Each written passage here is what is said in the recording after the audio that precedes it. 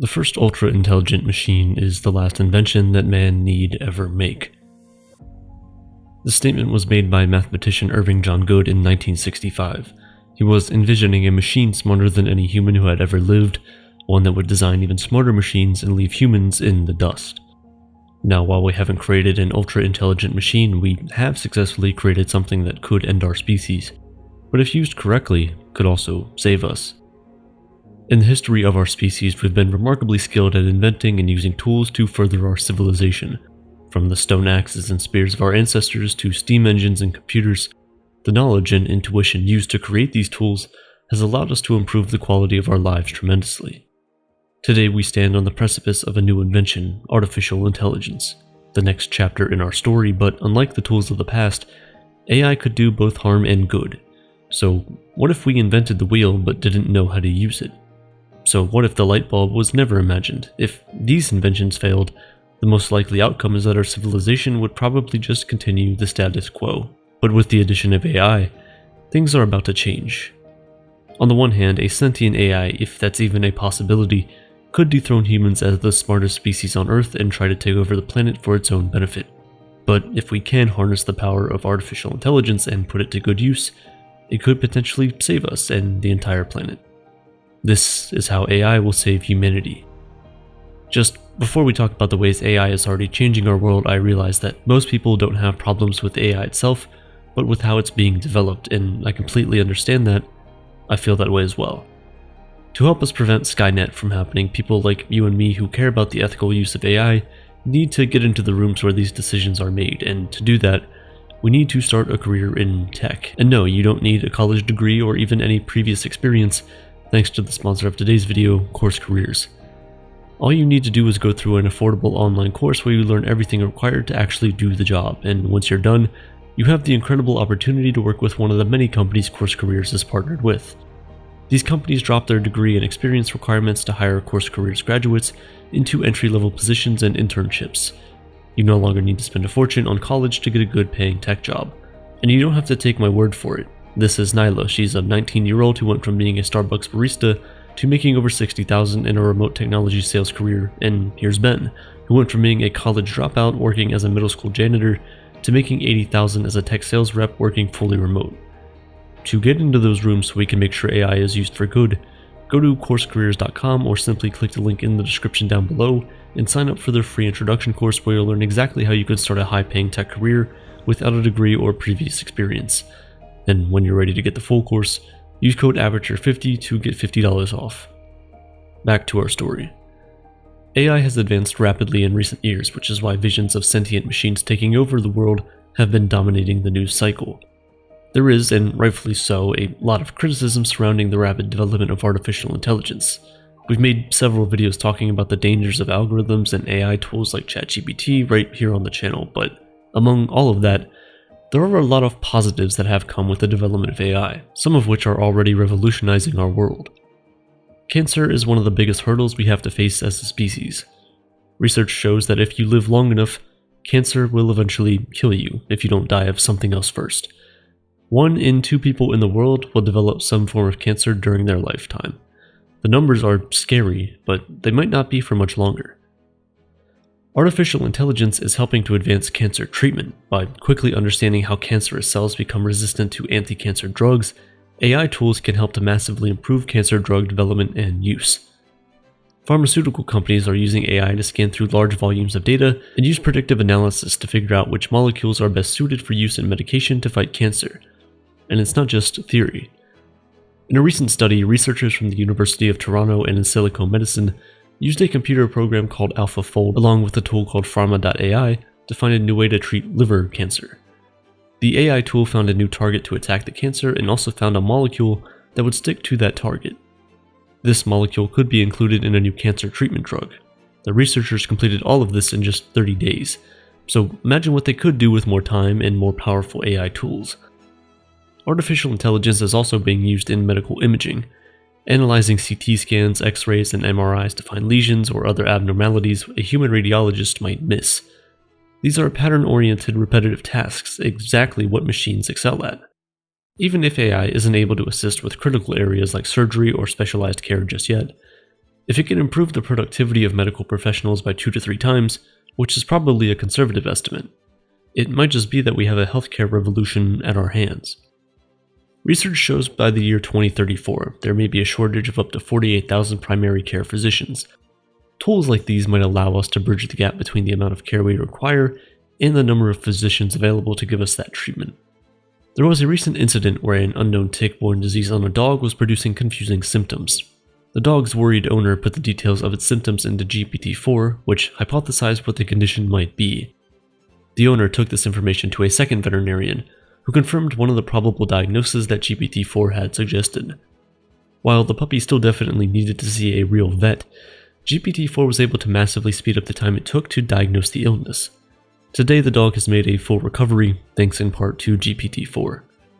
AI can also assist people with living disabilities by enabling them to live more independently. GPT-4 is being incorporated into apps like Be My Eyes and Virtual Volunteer to help the blind and visually impaired to better interpret the world around them. We also now have nearly accurate real-time captioning software that allows people with a hearing impairment to watch movies, follow along with online classes, or even take calls from loved ones.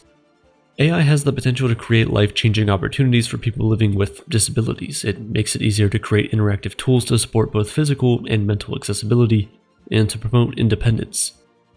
Speaking of mental accessibility, mental health issues have been on the rise in recent decades, placing a significant burden on individuals, families, and society as a whole. AI can be used to assist the creation of diagnostic tools, personalized treatment plans, and even provide virtual therapy through chatbots and other interactive platforms. In fact, this has been a surprising reason why a lot of people have been using ChatGPT lately. It's no wonder that there was a significant drop in the number of posts per day on the relationship advice subreddit right after ChatGPT's release. The immediate access, the complete lack of judgment, and its creative potential make ChatGPT an excellent mental health aid. It can help address the shortage of mental health professionals, increase access to care, and reduce any stigma associated with seeking help. Education is another area where the powers of AI could be harnessed to do amazing things. People who are dyslexic have been flocking to Reddit communities to say how ChatGPT has allowed them to learn things at their own pace, something a traditional classroom setting could never provide at scale, and how they wished it had existed before.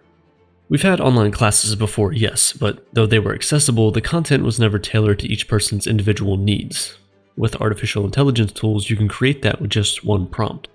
Of course, there is a trade-off here. Many students have simply started copying and pasting information given to them by AI without actually reading or understanding any of it.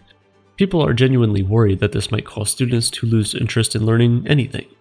Why bother when they can just ask ChatGPT to spit out the answers to their assignments? But is this the fault of the tool or of our current education system? Let's consider a similar scenario. One of the greatest capabilities of ChatGPT is writing and debugging code.